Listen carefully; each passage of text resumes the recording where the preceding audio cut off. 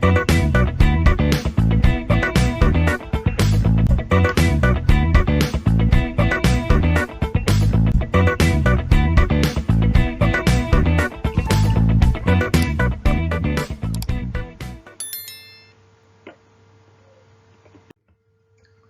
everyone, today in this model 3 lecture 5 we are going to discuss about the FSK, because in the previous video we had discussed about the BPSK, QPSK, and we had a brief idea about how the introduction about the different techniques in the digital molecular communication, and in the lecture 4 we had a brief idea about the offset, QPSK, MRAPSK and QAM. Now FSK is a little different from the other things. Here all the methods are different from one another. So we'll see into the FSK. As we know that FSK is nothing but frequency shift keying.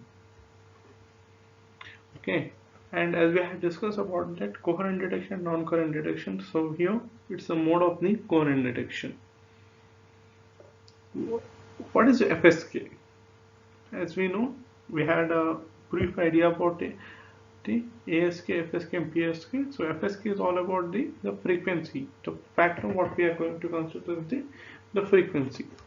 Okay, now the MRA PSK and MRA QAM, what we have pre-studied in the previous video on the lecture 4 there, it was a linear modulation. It was an example of a linear modulation. What is it, linear modulation? That what is input is just the split output. But whereas FSK is a non-linear modulation. It's a non-linear modulation. Yeah, because here as we are representing here bits, where in the PSK we had a different technique, ASK again we had a different technique, but in FSK how we are representing the bits of 0 and 1. That is the main concern here. Here we represent the 0 as a low frequency the carrier, and 1 as a high frequency carrier. Okay, we'll see it in detail one by one. So just before that, what is this binary FSK? And usually we are considering 2, because here we are considering 2 symbols here. Okay, and here in the binary FSK, the signal S1 of t and S2 of t represent 1 and 0 respectively. That is the two different sinusoidal signals having two different frequency. So what is that S1 of t and S2 of t? We'll see here. S1 of t is equals to square root of 2 EB by TB into cos 2 pi F1 of t, and S2 of t is what? Square root of 2 EB divided by TB into cos 2 pi F2 of t. So what is this? We can see here F1, it is representing symbol 1, and F2 is representing symbol 0. So you can understand here that is symbol 1 high frequency and symbol 0 low frequency. So here we have a two frequency components, that is the one is high, another low, where high is representing the symbol 1 and low frequency is representing the symbol 0. And for which time duration? The time duration will be same, 0 to t. Now in general, what we can represent that typical pair of a sinusoidal is by, that is the S1 of t, that is Si of t is equals to, should be like this way, Si of t. So then the square root of 2 EB divided by TB is the same thing what we had, cos 2 pi Fi of t. What is this I? So this I and this I is telling whether it is 1 S1 of t, so it will be cos 2 F1 of t. If it is S2 of t, it is a cos 2 pi F2 of t. That is varying from 0 to TB, where I is equals to 1 or 2. As I said, that AB is the transmitted signal energy per bit. Here the transmitted frequency is set at Fi is equals to NEC plus 1 divided by TB, where the fixed integer NC and I is equals to 1 by 2. So it is depending on this factor. and the I or 1. So this is what it is telling, that whether it is a high frequency component or a low frequency component. So in short, we can say that FSK signal is a nothing but described here is nothing but Sunday's FSK. That is the what we have. It is a continuous phase signal, so we don't have any change of phase or anything. Only the frequency will be changed, and usually this is the most useful orthonormal basis function. It has been described by pi 1 of t. That is the is equals to square root of 2 2 divided by tb, that is cos 2 pi f1 of t into, that is, it is varying from 0, which is less than or equal to t, which is less than or equal to, so it is varied between 0 to tb. Similarly, pi 2 of t is nothing but square root of 2 by tb into cos 2 pi f2 of t, and that is varying, where small t is varied from 0 to capital tb. So what is saying that when there is a high frequency component, we have a this basis function, and when there is a low frequency component, we have a this basis function. Okay, and this have a high frequency component, usually this basis function. When there is a low frequency component, that is this one. So this should be representing the square root of EB here. Again, this is the same thing, but what we are differentiating here is the square root of EB. So if this is multiplied here, so that time it is representing 1. When it is 0, it is the same thing, but we have to be checking the thing. Before, earlier, if it is 0, this was not there, like that it was there. Now only when it is 1 and 1 is 0, how it is representing. So what is the basis function? We got to know the basis function, but how it is going to multiply with the bit 1 and 0, so that I can get a modulated output. So that will come here. Okay, so now Sij, where I is equals to 1 or 2, j is equals to 1 or 2, is defined by Sij is equals to square root of 0 to tb into Si of t into pi j of t into dt. So what is that? Si of t, what we have defined, the square root of eb 2eb divided by tb into cos 2 pi fi of t. That is that it is integrated over 0 to tb, this integration period, and pi j of t is nothing but square root of 2 divided by tb into cos 2 pi f, like this it should be, I think. Okay, fj of t into dt. Okay, this Sij should implement, it should be equal to I is equals to j square root of, when I is equals to j, it should represent this one. When it is 0, it is telling that I is not equal to j. Okay, what is this I is equals to j? When S1 is S1 of t is equals to square root of EB into pi 1 of t, and here S2 of t also square root of EB into pi 2 of t.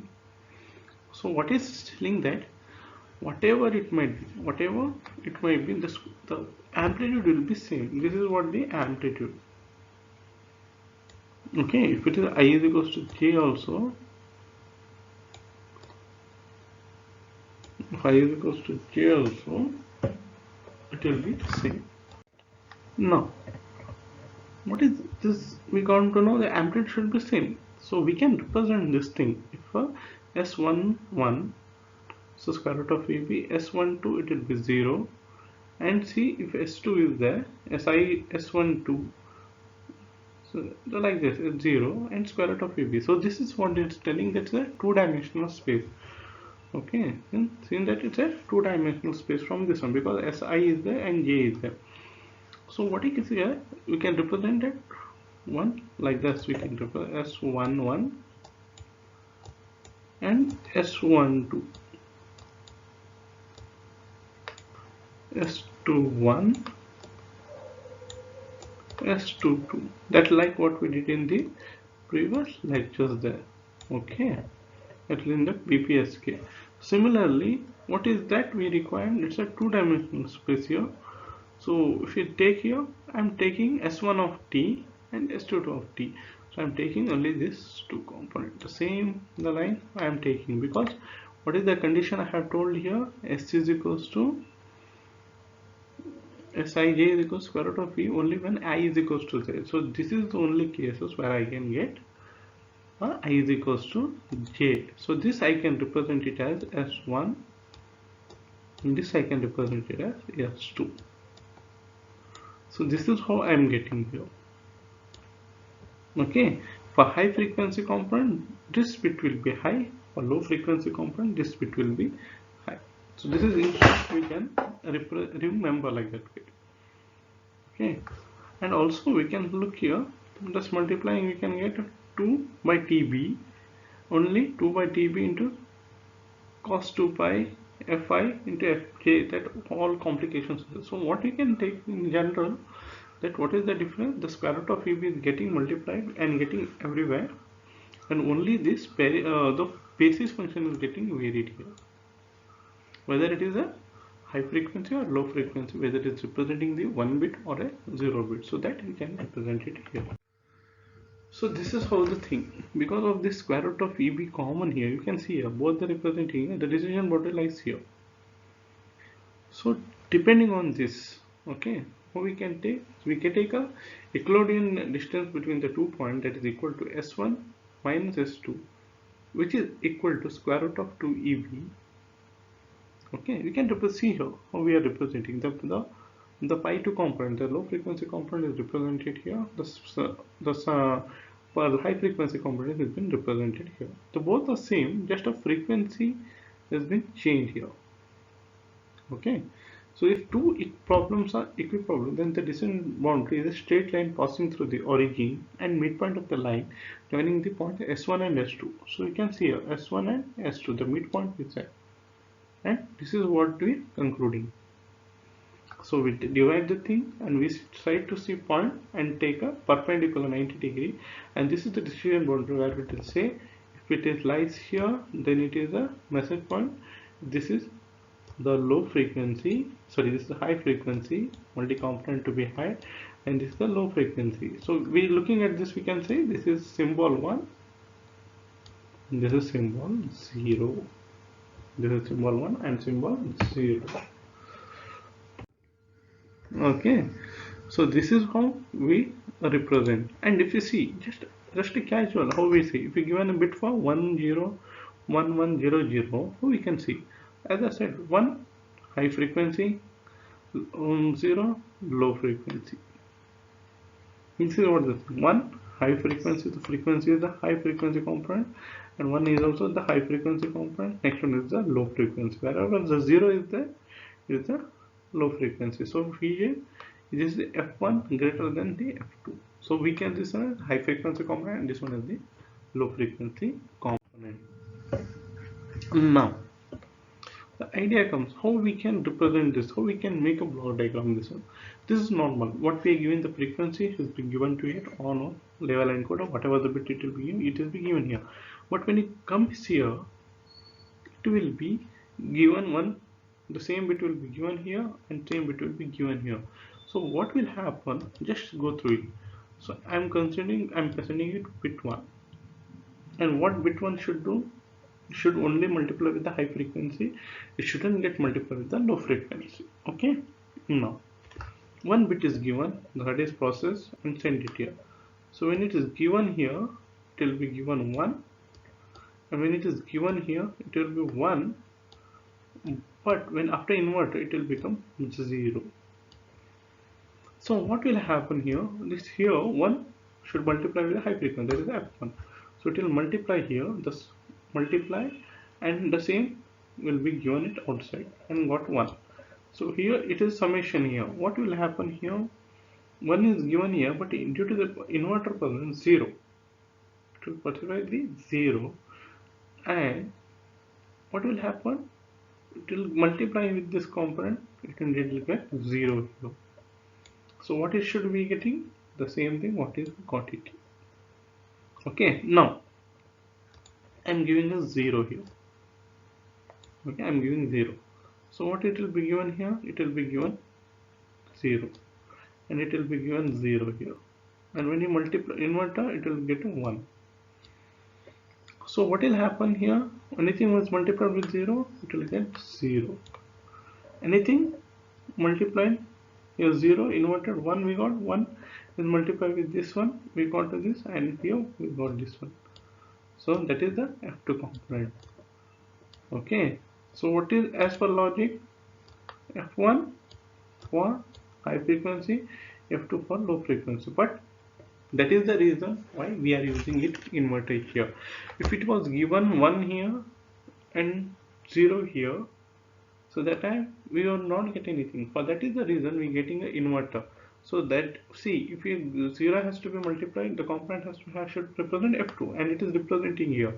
And when it has to, this one has to represent the 1, and it is representing here. But when else we have to do the two different process. That is the reason we are using inverter here. If it's 1 is given here, if it's 1 is will given here, and here it will get 0. If it is 0 bit given here, it is given 0 and it will be nullified, and here 1 will be given. So that time, as per our rules, when there is a bit 1 representation, F1 component should be represented. When a bit 0 is given, F2 component should be represented. And as per rules, we have in here. So that is the reason we represent the inverters here. Okay, this is what I am explaining. That is, to represent for generating the BFSK, it consists of two components. One is the on-off level encoder, that is the output of which it is constant amplitude of the square root of EB is response to the input symbol 1 and 0 in response to the input symbol 0. The pair of oscillators that whose frequency F1 and F2 differ by an integer multiple of a bit rate 1 by TB. The lower oscillator, what we shown with respect to inverter, with a frequency F2 is preceded by inverter when in a signaling interval the input symbol is 1. The upper oscillator, the frequency 1 is switched on and signal S1 of t is transmitted, while the lower transmitter is switched on. On the other hand, when the input symbol is 0, the upper oscillator is switched on, while the lower oscillator is switched on and signal S2 with the frequency F2 is transmitted. So this is what I told. In long process I express these terms, but in short we can say like this. Now after transmitting, after we are modulating it, we need to receive it, yes or no. So that is the thing, we call this process as the coherent FSK detector. Here the receiver consists of two correlators. You can see two correlators with a common input which has been supplied with a locally generated coherent reference signal pi 1 of t and pi 2 of t, pi 1 of t and pi 2 of t. The correlator outputs then subtracted from one another. The resulting difference y is then compared with the threshold of 0. Okay. So now here, what is happening? Whatever the symbol has been given here, if it is a bit 1 is been there, it has been given here, added, multiplied, the carrier get cancels. Whatever the bit has been there, it's been represented and given here. And the same has been given here, it has been nullified and it become orthogonal, so it will become 0, so it will be given here. Okay, so that time 1 minus 0, so whatever the signal minus 0, so it has been given to the decision. So x1 will be having some value, x2 will not have a value, and it will be given to decision. So what is that? It will be comparison whether it is 1, then if a y is greater than 0. So it is trying to check whether y x1 minus x2 is equals to y, whether it is going to see whether it is y greater than 0, then it is 1. So now if a symbol 0 has been given, so it is sent here, it will get nullified. This is, since it is orthonormal, so it will become 0 here, and this one is got the signal and it is given here, so it is passed on to the correlator and x2 value has been given, x1 minus x2, so x2 will be there, x1 minus x2, so x2 minus value it will come, so it is less than 0. So that is y is equals to x1 minus x2 will be a negative value, so that time y is less than 0, so we choosing it as a 0. We are keeping a threshold as 0. So this is how we are detecting. Now we are going to pass on to this some kind of a signal, and we are checking whether it is an error or not. We have to check. Symbol 1 has to be represented, but it is representing symbol 0. If you are sending a symbol 0, but we are representing a symbol 1, we have to check for that error probability. So that we can do done. We have to follow this 5 steps here. That is, receive signal x of t is equals to s of t plus or W of t, where S of t, S1 of t plus W of t for symbol 1 and S2 of t plus W of t for symbol 0.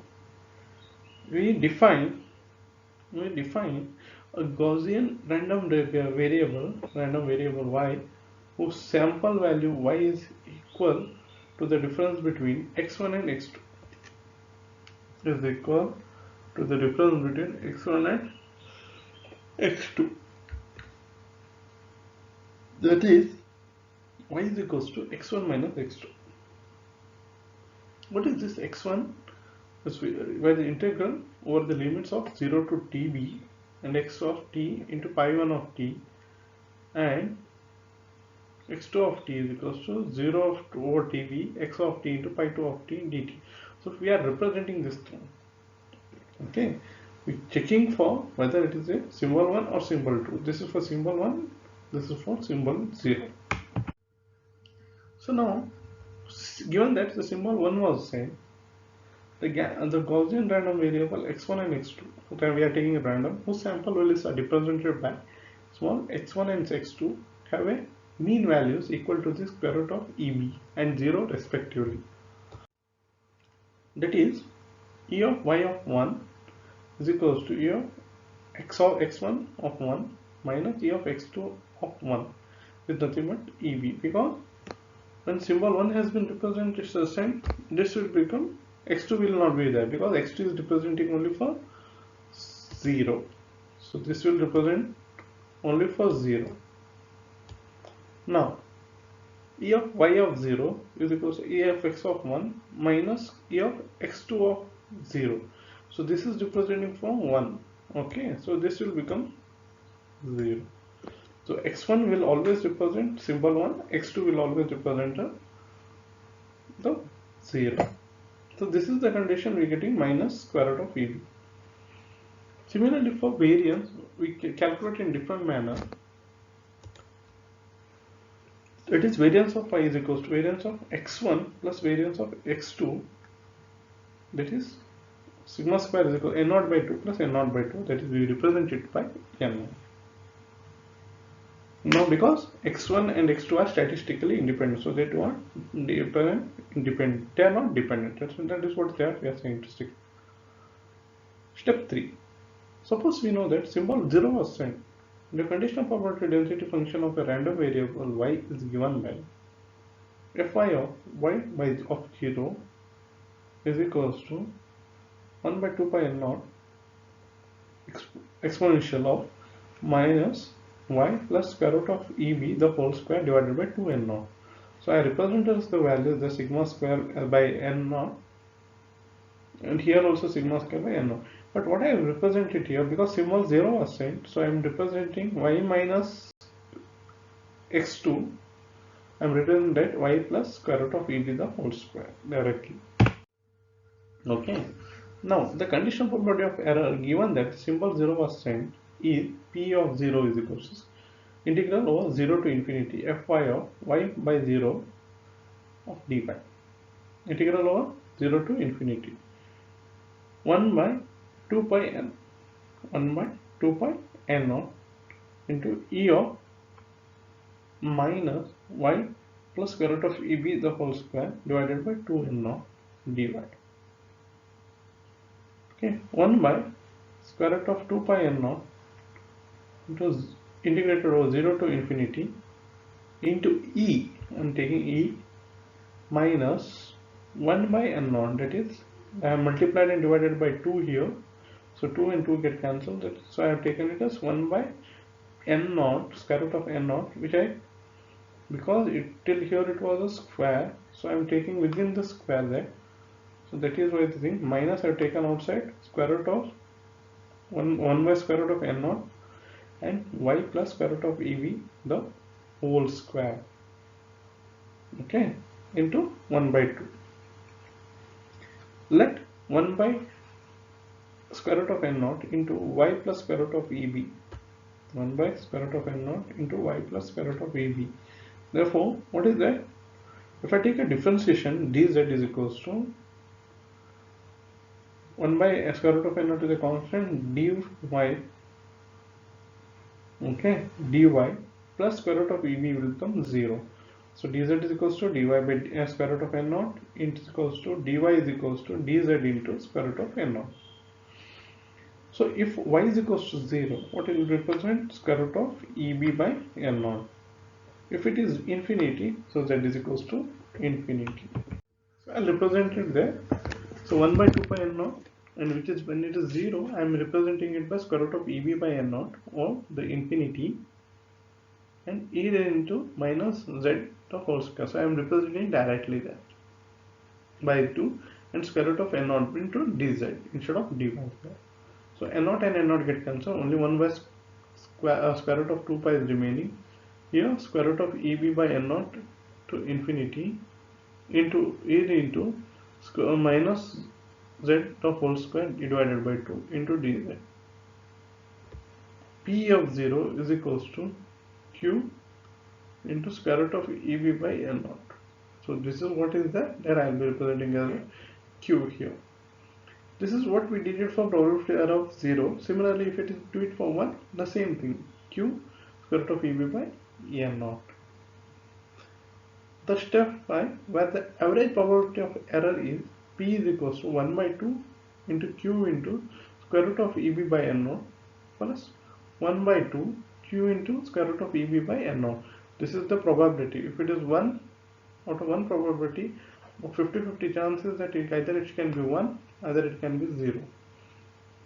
So half, 0.5, 0.5 will substitute me 1 into q of square root of eb by n naught square root of eb by n. When we add it, we are getting probability of error is equals to q into square root of eb by n naught. Okay, so we have to consider it when we do it for the FSK. What is that? We have to do it for two cases. That is, we have to consider it for F1 and F2, and that we need to look into the block diagram there. That is the how we are doing it. So similarly, on that basis, we need to derive this probability around function only. Okay. Thank you.